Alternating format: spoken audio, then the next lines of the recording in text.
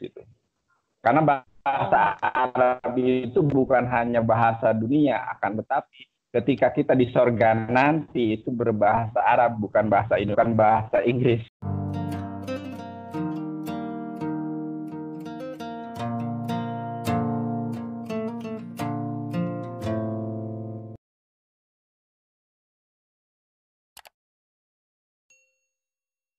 Shalom guys, berjumpa kembali dengan saya. Nah, di dalam video kali ini saya tidak sendiri.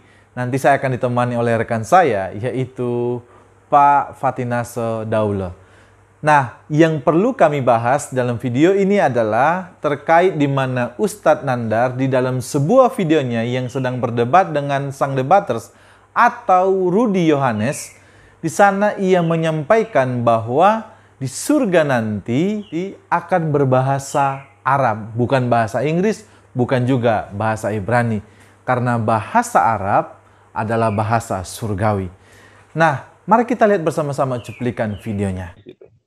Karena bahasa Arab itu bukan hanya bahasa dunia, akan tetapi ketika kita di sorga nanti itu berbahasa Arab, bukan bahasa Indonesia, bukan bahasa Inggris gitu, bukan bahasa Ibrani, bukan bahasa, di surga nanti berbahasa Arab.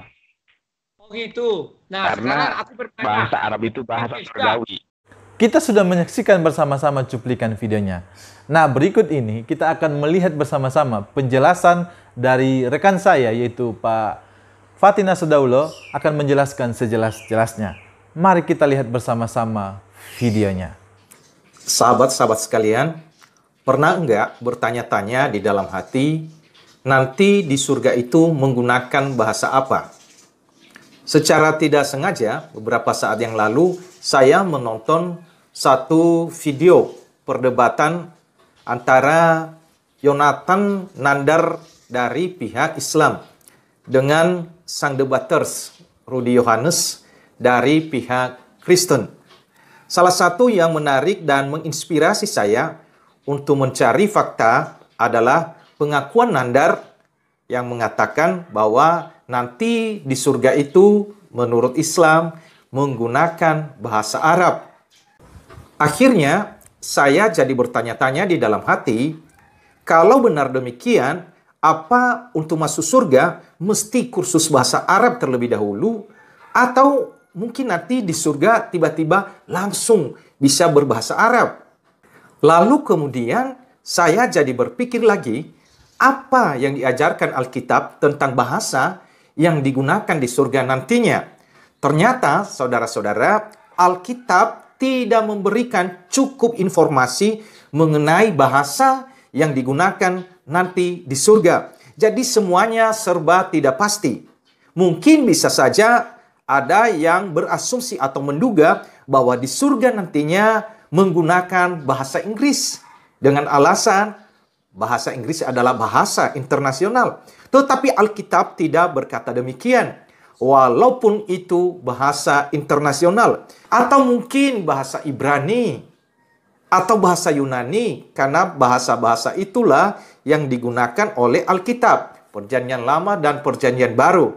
Tetapi ternyata sama saja. Juga tidak ada bukti yang kuat bahwa nantinya di surga sana menggunakan bahasa Ibrani atau bahasa Yunani. Karena bahasa-bahasa itu juga merupakan bahasa asing bagi banyak orang.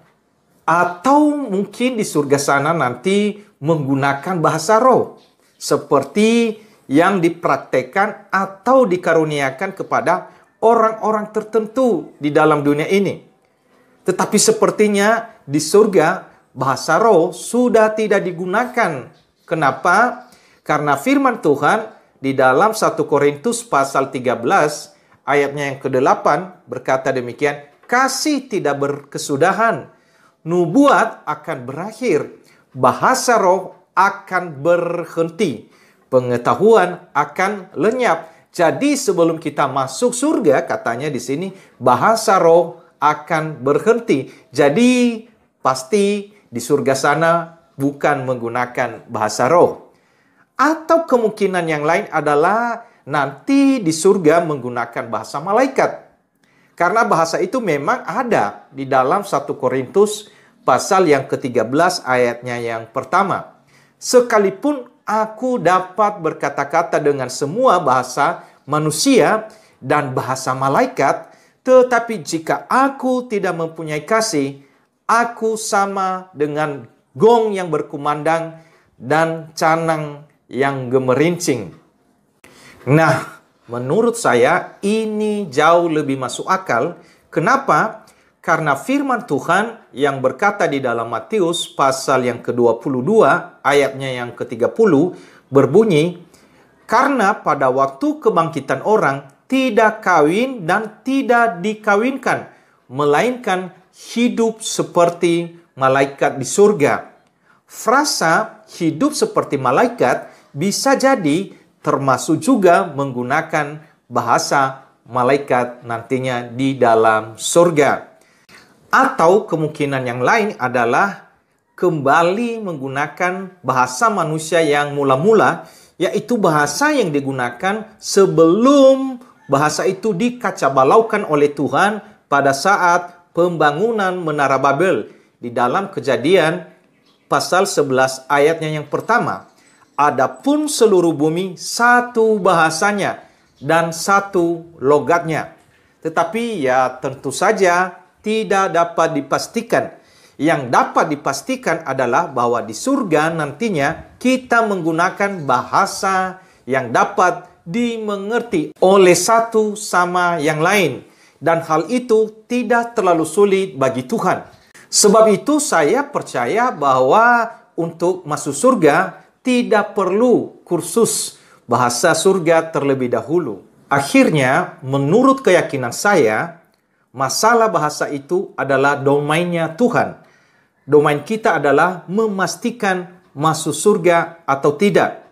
Ingat, kalau banyak jalan menuju Roma, tetapi ke surga hanya satu jalan menurut Alkitab.